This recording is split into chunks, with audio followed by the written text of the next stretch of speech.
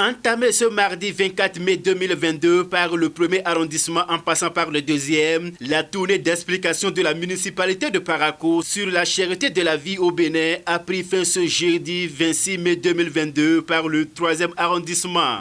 La délégation conduite par le deuxième adjoint au maire Moustapha Ourougankou, représentant le maire empêché, à ses côtés le directeur départemental de la SONEB, du Borgou et de l'Alibori, Cha Abilou Maman, a pu passer son message à la population de Parakou. L'objectif est de faire comprendre à la population d'une part les raisons fondamentales de la situation et de leur dire également les efforts fournis par l'État béninois pour la tenir. Il était aussi question d'autre part d'échanger avec ses citoyens afin que chacun joue sa partition dans cette crise. Il y avait déjà une équipe gouvernementale qui a fait une tournée, mais il était nécessaire qu'on revienne dire à ces populations que cette crise est surtout due à 3 problèmes.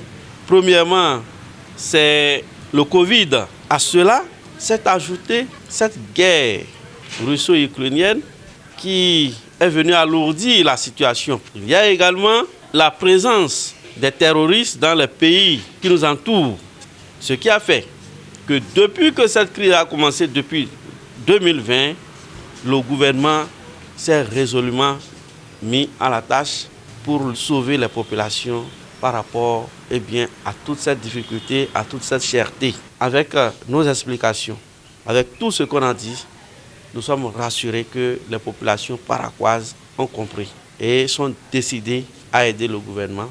Nous disons merci au gouvernement qui a bien vu et nous l'invitons au nom des populations à continuer cette lutte afin donc de nous sortir de cette situation calamiteuse. Le directeur Cha Abilou Maman, membre de la délégation, revient ici sur certains efforts que le gouvernement béninois a fournis pour atténuer les effets de la flambée des prix des denrées de première nécessité. À cet effet, il invite les citoyens à contribuer à leur manière pour juguler cette crise. Nous avons expliqué que dans un premier temps, le gouvernement a investi un peu plus de 20 milliards pour soulager les peines des populations et comme si ça ne suffisait pas, environ encore 6 milliards ont été consentis pour soulager les peines des populations. Face à la situation concernant la guerre en Ukraine, le gouvernement n'est pas également resté les bras croisés. Il y a eu des mesures qui ont été prises par le gouvernement.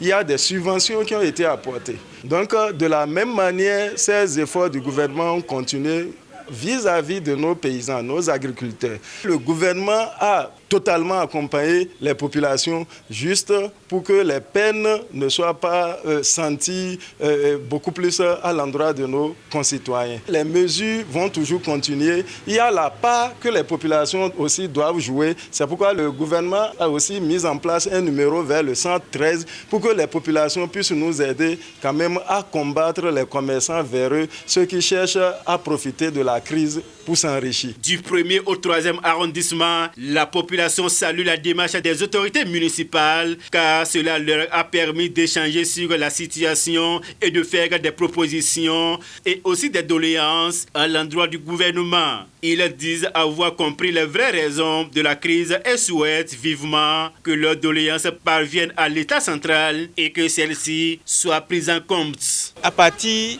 de ces différentes sensibilisations, je crois que les lignes vont forcément bouger à plusieurs niveaux parce que les différentes informations qu'on a suivies nous permettent de savoir que le gouvernement a pris la situation à bras le corps dès le départ. Et si cette situation persiste, c'est au regard de certaines causes exogènes. Et en tant qu'État souverain, c'est ce qu'il devrait faire et il a fait. Quel sera notre apport par rapport à cette situation?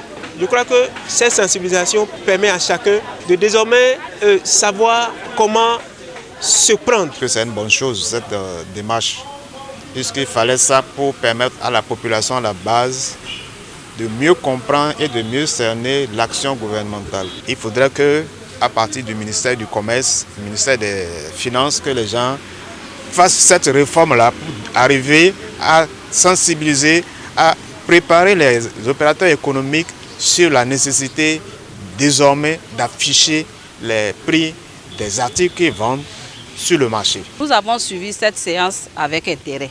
Je tiens à dire merci au président Patrice Talon. Je veux savoir, en dehors de la sensibilisation, ne pouvez pas nous associer au contrôle des prix sur les marchés et dans les boutiques. Nous attendons beaucoup du président Patrice Talon.